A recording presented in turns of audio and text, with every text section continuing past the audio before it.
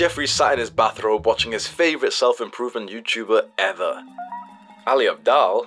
Hey, that's my spot, get out of there! Hamza steals Ali's iPad. I don't even know what he uses, but he's always got Apple products or some shit. Hamza steals Ali Abdaal's iPad and messes up his Notion templates. Adonis hears some commotion and he wonders what it is. He walks into Jeffrey's room and he sees young Jeffrey sticking up a habit tracker on his wall. Adonis smiles with delight. A young man on a good path. That's great to see. And then there's you.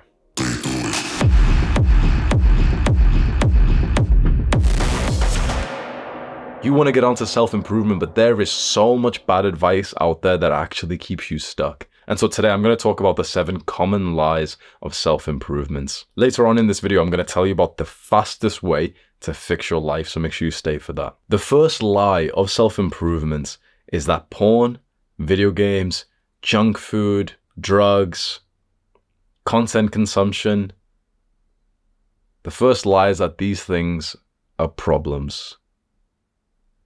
They're not problems. These things are symptoms. These bad habits are symptoms of the real problem. And the real problem is poor mental health. This is one of the biggest insights I've gotten in this journey so far. All of the beginning stages of my own self-improvement journey, I was so focused on trying to get onto no-fap and getting consistent in the gym and eating cleaner, and I just couldn't seem to do it. Maybe I'd get 1 day or 2 days or 3 days, then I'd relapse. I'd always keep messing up, and if I ever made any good progress, I'd eventually mess up again. And I only ever made progress in my own self-improvements when I improved my mental health first. When I improved my mental health, that's when every single one of these problems actually started to fall off. The best diet that I've been on, it was nothing about a diet. The best way that I improved my diet, by meditating. The best way that I improved my sleep and stopped being so anxious at nighttime, by gratitude journaling. I realized that all of the things that I thought were problems were just symptoms of the real problem, which is poor mental health. When you improve your mental health, all of these problems start to go away automatically because, think about it, what kind of guy watches porn? A very healthy, happy guy? Or a guy who's like mildly depressed and bored with his life? Of course, this man. When you stay as the mildly depressed, bored guy, and you try and quit watching porn, you'll keep relapsing, keep relapsing, keep relapsing. I guarantee there's guys watching this right now who are like nodding their head saying, fuck, that's so true. I kept on trying to quit porn. I couldn't do it. When eventually I improved my mental health, I started going to the gym, I started being a bit more productive. That's when I naturally took a big step away from it. If you're struggling with any of those bad habits right now and you really want to get consistent away from them, consider not even thinking about them at all and consider just prioritizing your mental health. And you can go and watch my full mental health guide. It's completely free to watch. It's on YouTube. The second lie of self-improvement is that building an aesthetic body is shallow. I went viral on the internet for my video where I spoke about how to build an aesthetic body where you look good, you feel good, and girls are attracted to you. That video's almost got 5 million views. It's what blew my channel up, and it's what started this entire movement. Since that date, there's been so many little self-improvement nerds who have made videos about me saying like, oh, but that's so shallow. You shouldn't work out for anyone else. You should just do it for yourself. And obviously these little chumps, little Jeffreys, none of them are in shape. None of them are strong. None of them are actually encouraging men to be strong. All these guys, they're just like the kind of guy who will make fun of you for going to the gym and call you gay for it. What you need to understand is that your attractiveness is incredibly important in this modern day, and don't let anyone bullshit you and tell you otherwise. And so if it's important, then it should also be important to improve it. And so if there's anyone who shits on you for trying to improve your attractiveness, again, they're not that smart. If we know how important it is, then we should put in effort to improve it. This is the step that so many little softy, little Jeffreys get stuck at, and they're like, but it's so shallow and it's so fake and it's this. Just shut up and just get it done. Just be in shape. Just look good. Take care of your grooming. Have pride in your appearance. That's something I learned when I was enlisting into the Royal Air Force, and I had to like stand up and remember their little lines and stuff. One of like their mottos, their catchphrase, one of it was, "We take pride in our appearance." And so if the fucking military can take pride in their appearance, why can't we? Because you know, the girl that you want, the girl that you've actually got a crush on, you do realize she's right now responding to a message from a guy who takes pride in his appearance. You realize that, right? So what's stopping you from just looking into the mirror and caring about how you look a little bit more? It's not shallow or narcissistic or manipulative or any of these like psychological terms these Jeffries will try and throw at us. Skinny fat Jeffries looking at us who, when we're hitting push-ups and pull-ups, they're like looking at us saying, "Oh yeah, that's so like weird. You guys are just so full of yourselves. You're so narcissistic." It's like, bro, they don't even go to the gym. We can't even take their opinions seriously. The third lie of self-improvement is that it's ruining your life. Go and try this right now. Go to the YouTube search bar, maybe open up a new tab and search in self-improvement is ruining your life. Look at these chumps. Look at these Jeffries. Self-improvement YouTubers making videos, clickbait videos saying self-improvement's ruining your life, and it's just chumpy videos. And these guys go on to make another 500 videos about self-improvement, but they'll kind of clickbait you into feeling bad and to just subtly say like, "Oh, you know, self-improvement could be bad for you if you do it in the wrong way, and you know, if you do it in the stupid way, and like it's too extreme, and you know, you cut off video games." Is it fuck bad for you? Is it fuck ruining your life? Living a normal life was what was bad for us. Living a normal life is what was ruining our lives. You remember before you ever discovered self-improvement, don't you? Feeling like an absolute loser who was hidden from the world. And you remember being overlooked by not even just girls, but guys, even teachers, even your parents. Feeling like useless and low status, like you've got nothing to contribute to people. Lacking the productivity to be able to like sit down and do your purposeful work so that you can impact the world. That's what gives you life. But these days, there's so many people who will shit on the idea of improving yourself and say that it's cringe or it's ruining your life or that it's too extreme or any of these things. When really, what's interesting is those guys who shit on self-improvement, they're on it as well. Go and search it up right now, what I just told you. Click on the channels that have made those videos. They're still on self-improvements. Very interesting. When a guy will shit on something productive that you're doing, but he's doing it too. You must realize, as a man, our life is like a big race. Imagine like an 800-meter race, like around this circle, and we're all running. At the end of this race is the finish line. And at that finish line is the most beautiful feminine women that you've ever seen in your life. They are just one reward of becoming a strong man. Your relationship, the love that you can build, and the children that you can have and raise. The quality of the future woman that you can attract depends on your position on this race. Most men are racing alongside you, trying to just slightly beat you. Some men are way at the back, the degenerates, Jeffries, they're not even racing anymore. A fair amount of men aren't just racing, they have another tactic. They're racing forward whilst looking at you and telling you that the race is pointless. They're running forward right now towards what could be your future woman, and their dick is hard. And they're fucking sprinting whilst looking at you and telling you that running isn't really that good for you anyway. You should probably slow down. You should go and play 1 hour of video games, bro. You should just go take some time off, bro. They're fucking sprinting ahead of you right now whilst telling you this, telling you to slow down. Evil men. You will see these little crabs everywhere you go. About 10 to 20% of disgusting human beings are crabs who will try and slow you down in this race, and they will happily impregnate your future wife if you let them run ahead of you. There is only 1% of leaders, men who are in front of you in this race, who are looking behind themselves and saying, "Hey bro, this is how you run faster." Now you can say this is me like, you know, sucking my own dick, but fuck me, I am such a good man for the work that I do. Chances are I'm probably ahead of you in this race, and I don't say that to be insulting, and maybe it's just the truth. I've been on self-improvement for 10 years. I've got a successful business. I've worked very hard. Every day, I'm turning around me, looking at you on this race and telling you how to run faster. There are 1% of good men out there who are turning around and sharing their wisdom just so you can run faster. Those men, when you find them, you should really feel grateful for them because they don't have to do that. I could keep running even faster if I don't have to turn around, and I'll get more of the rewards of life. I'll get more of the money, the status, the women. But I don't want to get there alone. I want my men to be with me. And so every single day I turn back in this race and tell you, okay, here's how you get onto self-improvement. Here's how you be even more productive.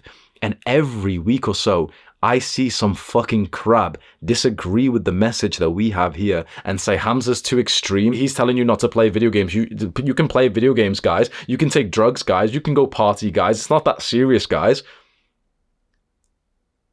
He's literally racing ahead of you whilst he tells you to slow down. What an evil motherfucker. This is a huge lie of the self-improvement space right now, that self-improvement's bad for you, that productivity's toxic. Don't listen to anyone who's telling you to slow down in this race. Be very aware that they are evil crabs trying to basically get ahead of you for a certain reason. And stay very grateful. Be so fucking kind to the man who is turning around when he doesn't have to. This is darker than it seems because this is genuinely the game. This is how the game of man is played. It is PvP. Every now and then you'll find a mentor who'll look around and tell you how to play the game. And when you win this game or you get a good score in this game, you get to have sex and you get to have children. And 60% of men throughout history have not had a high enough score to have sex. Think about that. 60% of men in history, it has been found, 60% of men have not had a high enough score to be able to have children. They weren't eligible. You need this many points. You need to be above position number 56 in this race to be able to get the woman and to have children. And 60% of men have never managed that. These days, it's very interesting because you know how the dating scene works. It is not just one man, one woman. These days, there's hyper giga chads who are taking 50 girls. And that guy who's telling you, yeah, video games are fine, Hamza's being too extreme, he's just, he's being misogynist or whatever fucking shit he says. That guy who's saying that guy who's telling you self-improvement's stupid, trust me when I say, when he gets the opportunity to speak to your girlfriend and no one's gonna find out, that kind of man will absolutely take the risk. Absolutely. Similar to this, there's another lie. Lie number 4. Working is bad. You know what? Many young men don't believe this lie, but many people all around the world of all age groups do believe this idea that you shouldn't work hard. You shouldn't definitely overwork. You shouldn't work all day. The truth is that when you're a masculine man and you have found work that feels purposeful, you have found work that you feel called to, that you feel really good at, like I do here, being this leader for you, you want to work all day. It's the most fun thing I could possibly do. So why would I stop? Now, 100%, I stop to sleep on time. I go to the gym, I get sunlight, I eat clean, I do the healthy habits. But apart from that, why do you need the 1 or 2 hours or 5 hours a day to play video games and to rest and unwind? When you find the right work for you, you'll literally have more fun than anything else you could imagine. Any of those bad habits, and this work's actually good for you, and it's often good for other people as well. So the lie is that so many guys, so many little girls, so many just dumb people, they'll look at you when you have found this, your purpose, your calling, and tell you that you're working too much. They'll tell you that you need to slow down, you need to stop this. 100% you should keep up your health. You shouldn't be sacrificing your health. You should be going to sleep at the right time, waking up and everything. But after that, it's you do not need that kind of time off. You don't need the fucking 1 hour of video games a day. When you know you've got the right work, you don't need that stuff. You get this weird level of nourishment, this rejuvenation when you've got the right work. You work and you get more energy from working. But many people are so against the idea of work. You want to do another actionable step and you want to see some sad Jeffries? Type this URL into your phone or your computer right now.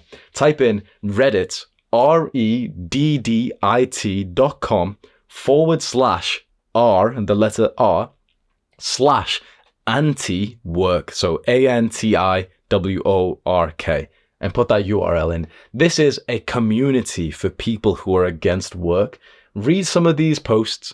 Just read some of these. If these people saw this video, they would literally harass us. They would hate us. If I posted a post there and I said, how to love your work, step 1, find the work, they would literally swear at me and be like horrible, saying you can't love your work. All work is like you're getting manipulated by someone else and this and this and this. There's some people who have miserable attitudes to work. Do you think any of the people on this subreddit, do you think any of them are helping their parents with their bills right now? Waste of space. This is like humans who are fucking bad at being humans. They leached off their parents as they were growing up, and now they're not even working to help their parents back. What a fucking disgrace. These, 4,000 people who are online right now, and they've got a nice little cute little tracker which says how many people are online, and it says 4,100 not working. Like, that's like their culture of like, yeah, we're all not working. If you had a son who was part of this group, what would you do, bro? Because he's listened to the message. There's so many soft, like, it seems to me, I don't know much about politics, but it seems to me like the more left-wing side of these like soft, weak people who can't even fathom the idea that you could create work that you find enjoyable. Now, bro, I hated my work. I hated the job that I was in when it was 2019 and I was trying to become like an entrepreneur, but I was working full time. Of course, I would have been part of this community back then, but I had to become a masculine man and realize that I could take life by the fucking reins and I could move it into the direction that I wanted. And that's why I became an entrepreneur. Now, you do not have to become an entrepreneur to love your work. You could work in many different careers. I've got friends who literally just work normal jobs and they love it and they make a fair amount of money. That's awesome. But do not believe these chumps who will try and convince you that work is a bad thing. When you find this masculine calling, you probably will want to work all day.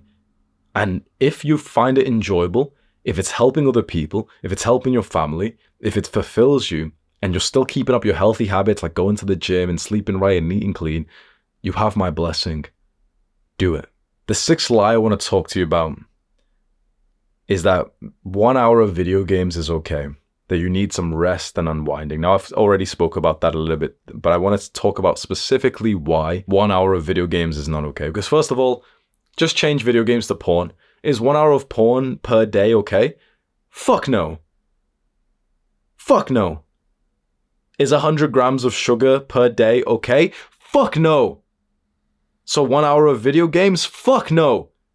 When you find the work that means a lot to you, you don't want to play the 1 hour of video games per day. And then this is the excuse that so many little video gamers, anime guys say. It's like, oh, but 1 hour at the end of a hard day to rest and unwind. But it's not rest and unwind. Don't try and use scientific terms against us right now. Imagine we took one of these Jeffreys who are trying to convince us that 1 hour at the end of a hard day is really good to unwind. And imagine we put him into a brain scanner. We probably wouldn't see much activity in there. This is why he's a Jeffrey. But when he does play games, what are we going to see? Is his brain just going to be still and silent like he's sleeping or like he's a monk when he's playing video games? His brain is going to be highly stimulated. So it is not 1 hour to rest and unwind and relax at the end of the day. It's 1 hour to hyper-stimulate himself and to fry his dopamine receptors. That's not helping anyone. And again, like so many guys say, oh, but when do you get to enjoy yourself? The idea is you find the work that you enjoy and it actually makes the world better. It makes your life better. Why do you want to like work in the video? Most video games, when you really think about it, most of them are just grinding. Most of them are just about like basically what we should be doing as men, but in the virtual world instead. You're getting status, brotherhood, you're getting kills, you're leveling up, you're getting like, whatever level skills or some shit in the video game. You should be doing that in real life. That 1 hour a day, that compounds exponentially. You want to have that competitive edge against the other guys who you're competing with. That's the difference. It's the 1 hour where you spend extra like stretching and doing some cardio and learning more about your fitness goal. It's the 1 hour you just put back into your business. It's the 1 hour where you read great books. It's the 1 hour where you watch podcasts and videos like this. This is what's changing your life for the long run. 1 hour of just basically losing the hour for the enjoyment of the time that's now past. It's like just saying, oh, but you can eat ice cream and enjoy yourself. But how enjoyable is it really? When you swallow the ice cream, the taste is gone. All you're left with is the consequences of your actions. When you log out of the game, you shut it down. All you're left with is the consequences. The fun's ended now. All you're left with is the fact that now you're sleep deprived and because you should have went to bed an hour before. Along with this, since you're now on self-improvement and you've joined this cult of your brothers who are on this path with you, you have to do something difficult, which you might not have done yet. You've got to cut off the Jeffrey and Crab friends that you have, especially the video gamers. Because there's so many guys right now who are on self-improvement who want to join our cult, but they feel like they can't fully commit because they still go and join the cringe little Discord server with their friends when they don't even like it. There's probably 10,000 guys watching this video right now who are in that same exact situation, who have got Jeffrey or Crab friends and they can't tell them no. If you're past that situation, I want to ask you for a favor for the guys who are in that situation. Comment some advice below for them.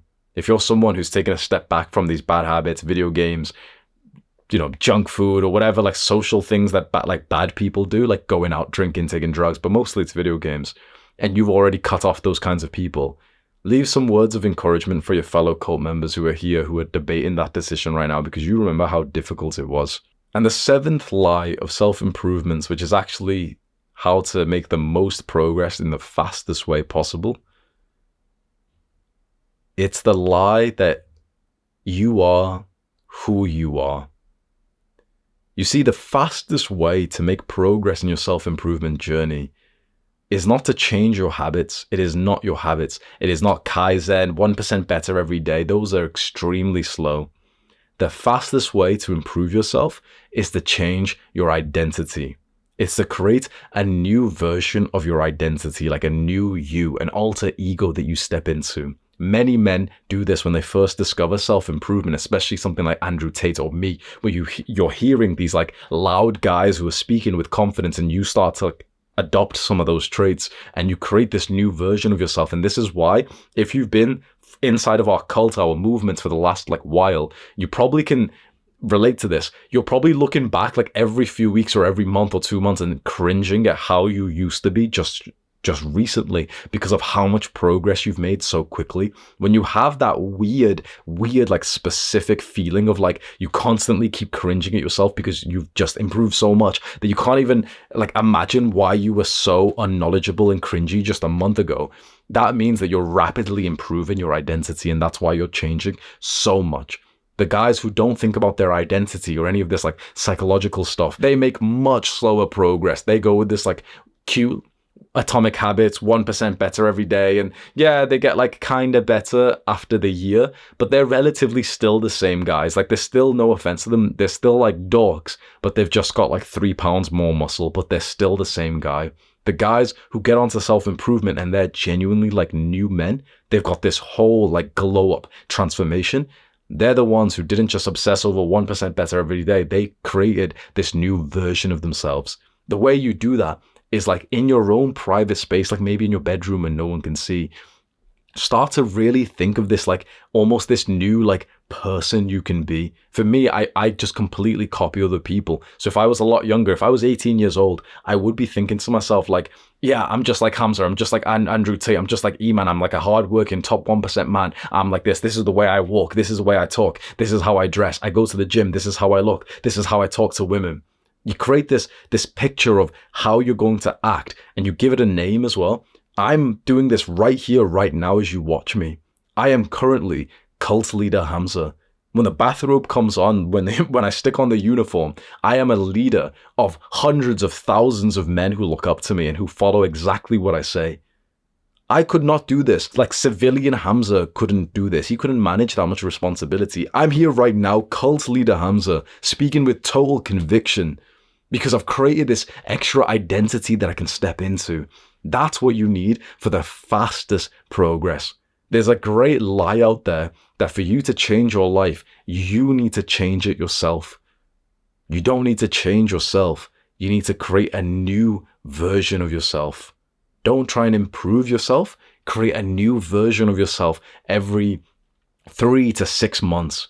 Step into that. And a few other things you can use, because this is so interesting, is try and change up your environment, your dress sense. Don't do anything crazy. Like, don't start wearing like a full suit to school, some shit like that. Like, be a little bit more realistic. You don't want it to be like abnormal. But the best thing is that if you can change your environment, that's when you can change your identity the most. The biggest, fastest improvement you'll ever get to your self-improvement is when you move somewhere else that no one knows you. Because then you can be whoever the fuck you want. Then you can literally stand taller and think to yourself, yeah, I'm a Chad. And no one will actually question it if you believe it yourself. Right now, if you try and act like more of a Chad today in front of like your family and friends, they'll still treat you like the same guy they've always seen. And when you get treated like that, you end up just kind of accepting it, and then you're just back to being normal. But if you can create some kind of distance, a new environment, if you can move out sometime soon and go somewhere else, if you can go traveling, or you can go move to university or go rent your own place, that's the fastest way to make progress. And even if you can't do that, still go and change your identity as well. Just think to yourself, what kind of identity do I want? Which is actually still accurate. It's even more accurate than how I've been acting recently. I'm going to read you now a quote from the Quran and from the Bible. Indeed, Allah will not change the condition of a person until they change what is in it themselves. The truth is that if you are a man of faith, you can't expect God to come and help you. God won't help you, but he will give you the power to help yourself. And from the Bible, do not conform to the pattern of this world, but be transformed by the renewing of your mind. Then you will be able to test and approve what God's will is. This means that you break away from the need to conform, like act like others. And that's exactly what you're doing on self-improvement. When you get onto this path, you realize you're not like everyone else. This is why it's so important for you to realize that here, this is not an ordinary YouTube channel. This is a cult. It's a movement. It's a movement of young men who are on self-improvement, who are taking such a vastly different path in life. We're all on this path to become the top 1% men. 10 million guys can be top 1%. And we're going to make this. We're going to have a cult which has got 10 million strong men in here, developing our character, our strengths, our mindset, our wealth, finances, everything. I'm so glad that you've joined this cult and your brotherhood. Do the hard work, especially when you don't feel like it. Mwah.